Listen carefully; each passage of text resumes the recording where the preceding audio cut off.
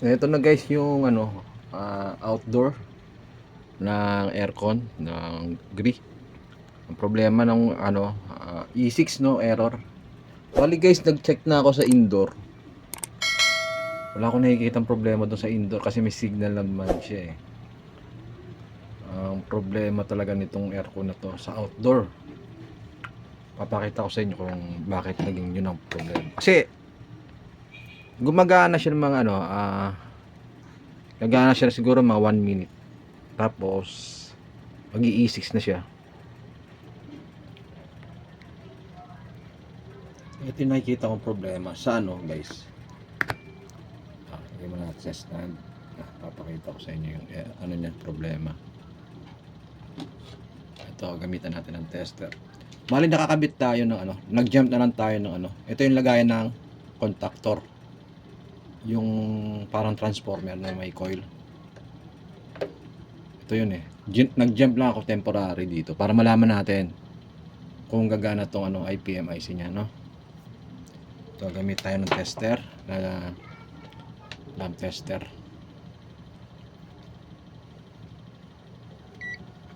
Guys, DC.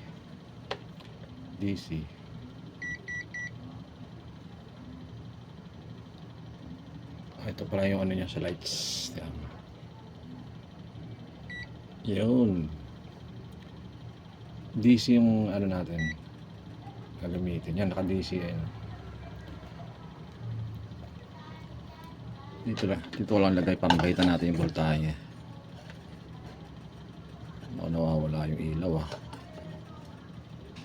nawawala yung ilaw natin mga bro.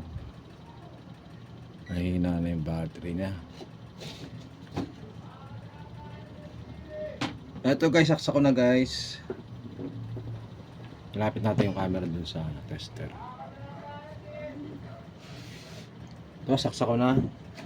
Bali, wala siyang communication dun sa indoor. Check lang muna natin yung yung outdoor. Saksa ko na Pansin nyo guys, umilaw yung umilaw na siya. Yung relay niya tumunog na. Sukatan natin ng ng voltahe yung IPM natin. Ito ground to eh.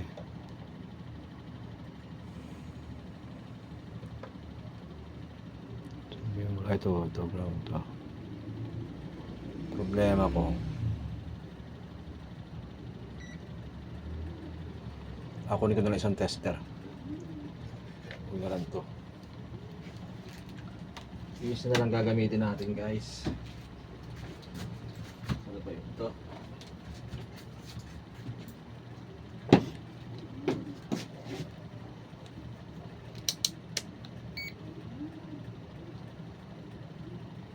DC mode.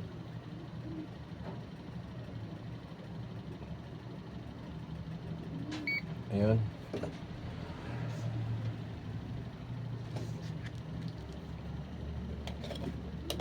Ito.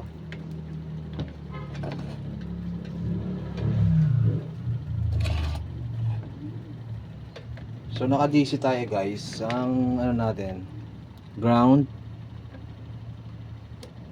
Tapos yung output papuntang compressor. So meron tayong 14. Sa U meron tayong nasukat na 14. Sa B naman 14.4. Yung W, ayun guys pansin nyo guys, hindi pantay yung niya, voltahe. So yung papalitan natin dito yung IPM IC. Ayun. Nasaan na ba yun? Naka-order na ako ng nung IC. Ako ba nilagay yung box? Ay, tanggalin ko lang sa sakaan. Ito guys, pag ganito yung makikita nyo sa outdoor, nakakabit lahat. Ibig sabihin, gumagana na yung yung system. Tapos ito yung kanyang switching para mapailaw nyo to. Ngayon pag nandun siya sa ano, nakakakonekta na lahat, nawawala to, nawawala tong ilaw. Kaya nadedetect ng indoor E6 yung nakalagay dun sa, ang meaning ng E6 ano sa communication. Bali wala namang problema yung ano nito walang problema yung kanyang mga wiring. So ito gagawin natin guys, palitan natin ng ng IC. So bali nakabunot na to, wala na, hindi nakabunot na siya pero umiilaw pa rin. May karga ba yan dito sa ating capacitor kaya nagana pa siya. Tagal mamatay no. Ayun, okay na. Tumunog na yung ating relay. O wala na. Try kong ikabit yung yung nabili ko. Nandito sa taas. Teka lang. Saan na ba yun? Ito. Nasa taas. Ito na yung nabili ko. Ako nawala pa yata.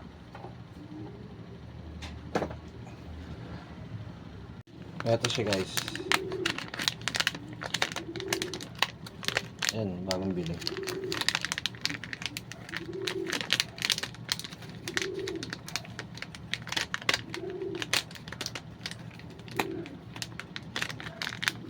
Hirap niya tanggalin. Nako.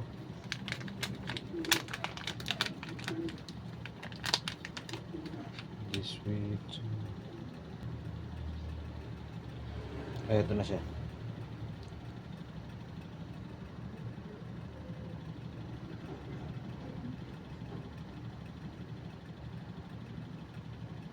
Okay, kabit ko muna. Ito mga bro, nakalas ko na yung board. Ito kakalasin natin. Madali naman na mag-cast nito. Gamit lang kayo ng side cutter.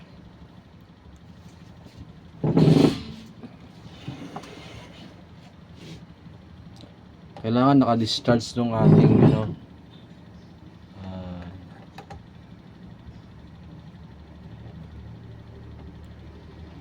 naka-discharge yung ating capacitor.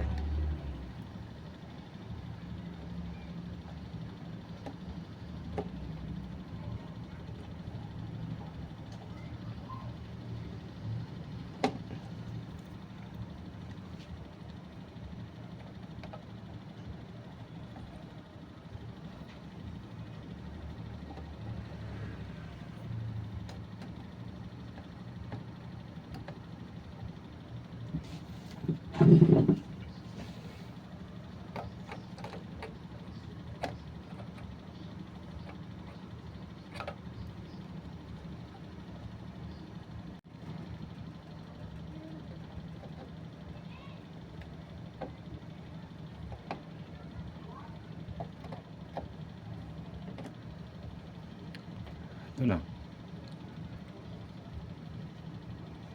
Kalas na siya.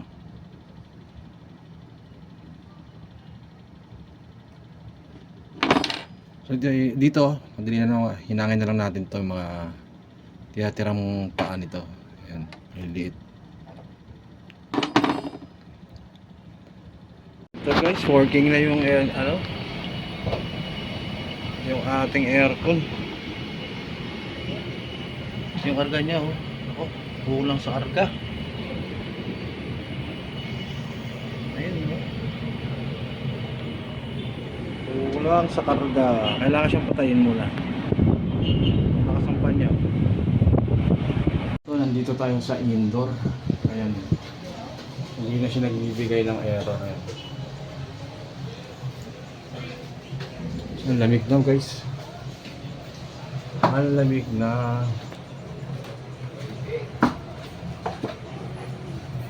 Kaya lang kulang yung karga natin. Kailangan natin i-off na lang muna.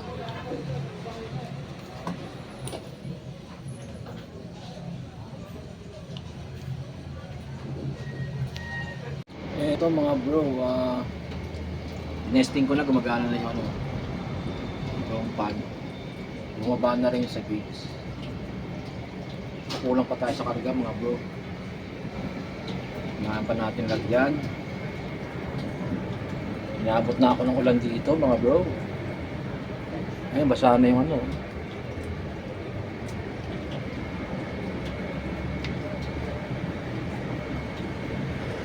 Kailangan umabot ng 100 to eh. Kasi ano to eh. 4108 yung refrigerant niya.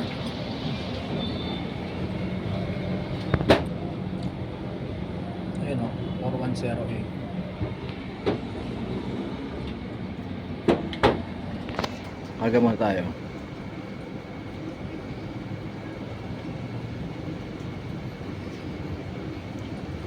Kulang yung karga natin eh.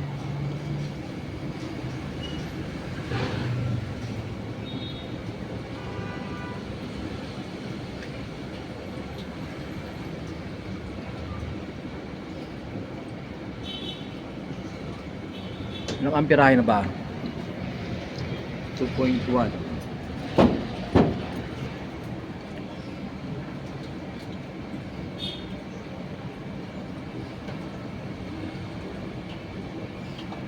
Nasa 60 pa rin kasi siya eh. Oh.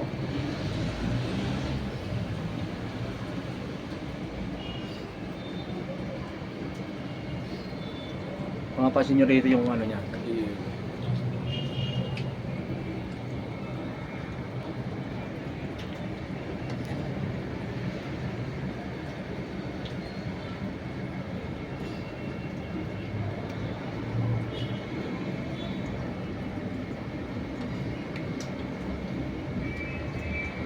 Mamaya balikan ko kayo. Ayan, nasa 60 pa lang. Eto guys, balik tayo. Ito na yung amperahe ng compressor. 3.1. Saka yung karga natin. 100 na o 90 ata to 100. Pag kulang siya mga bro, mag-FO siya. Ibig sabihin, kulang sa karga. Pero ngayon okay na.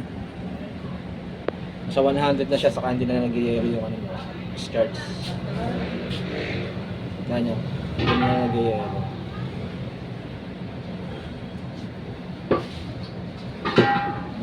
Saka maganda na rin buga ng ano, yung ating pan. Mainit na. Makagat sa balat yung init. Kasi nyo, kaso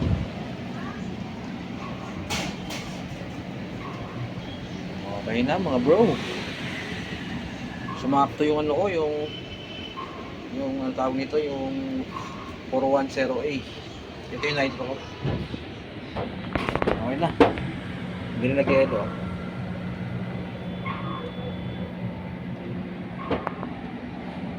Okay.